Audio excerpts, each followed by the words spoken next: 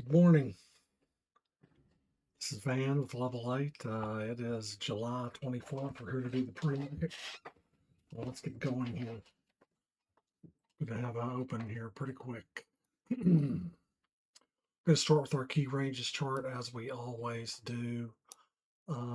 Very narrow overnight range. We made down 30 points on NQ, 5 points on ES. So here's the volume profile. The H1 and H2 are way extended out here. So, 29,285 for yesterday's high down to 434 for the low yesterday. So we've got a ways to go to get out of this auction if we're going to do that. Don't know if we got the stretch for that. We could get down there. Yeah, we've got the ATR to get out of both ends of it if we wanted. So we're bouncing around inside this volume profile. That's what these are. These are overnight volume profiles. G, it stands for Globex. It's the Globex value area high and the value area low. Really on that point of control on ES. Really down to that low on GVAL here. There's GWAP, which is the Globex volume weighted average price, and there's there's where RWAP was yesterday. That is the regular session VWAP. So a little bit of migration to the upside there, a little bit of migration a little migration down on NQ. So this is really mixed. This structure read is VWAP magnet likely early. This will be the early session, so maybe the first hour and a half, something like that. We'll get another read at 10:30 Eastern. But so far, right now, we don't have anything that shows us beyond rotation around VWAP, and there's GWAP's what we're talking about there. In terms of our levels, when we come to these longer term charts, uh, we've got these lower. These are they get extremely low down here, and we've got another chart that I'll be showing that has these more clearly. There's this 4-hour chart in particular shows really strong down here towards the bottom of that range. And going back, we've got a 387, back Friday. So we have all those levels. We know about them. Here's an ES chart, 2-minute chart.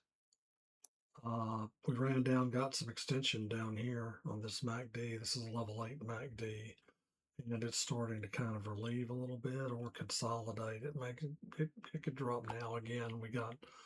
We obviously got some resistance up there at VWAP and the day open. Let's go look at our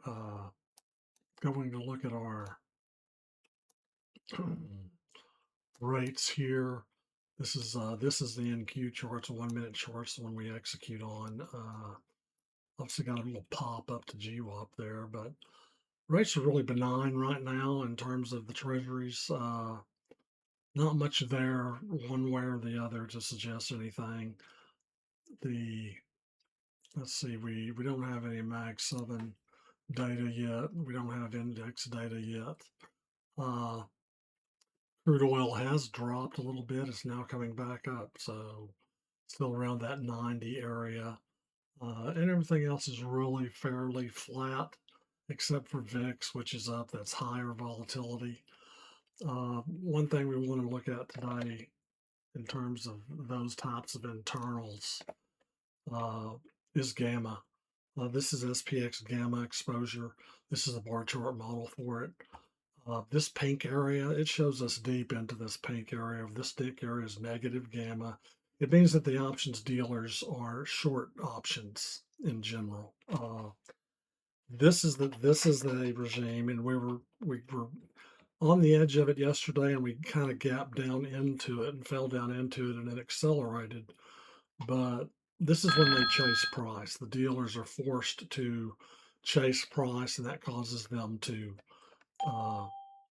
they magnify moves. So if they're positive gamma, they fade price, and that causes, compression of volatility and kind of rangy, spiky action that we see the majority of the time. They are positive gamma. But the upshot of this is, uh, if you're someone who likes to fade price, and I fall into that category, this is a dangerous regime for that. You're going to have to be very careful about fading price, especially to the downside. So, and until things are proven different after we get into the certainly past the first half hour or so, I would be more leaning to short trades here, and I'm not going to be as excited about fading them until we get some resolution and see where we really are. This is based on public information, these gamma models. There are OTC trades that happen that can be 10 times the public book. So we just have to see how it plays out. We did have some good news on the jobless claims this morning. Definitely bullish, down 22, below consensus, below the 4-week moving average. And that's about the only news we have there. And there's not really much coming up today either. So obviously we have the Hormuz issue hanging over us. Tomorrow we'll get a couple of events in the early session. Fear gauge, CNN's fear and greed is in fear. If you guys want to learn something about internals, there's some stuff here for you to look at, go study and research, see how they develop this index. There are all kinds of things that can help us when we're trying to get an edge or understand what's happening in the market, in the pre-market. Uh, Go look at these shorter time frames. Shorter time frames, the structures are all bearish, and we're getting a run down here. We've just hit the open. It's continuing to push down. If we're in this negative gamma, it can go. I mean, it can really push. There it is pushing. Well, that's the opening range high, but we could push down here to L1 possibly. We came up and found resistance at L3 and 4 here. That's obviously Monday and Tuesday.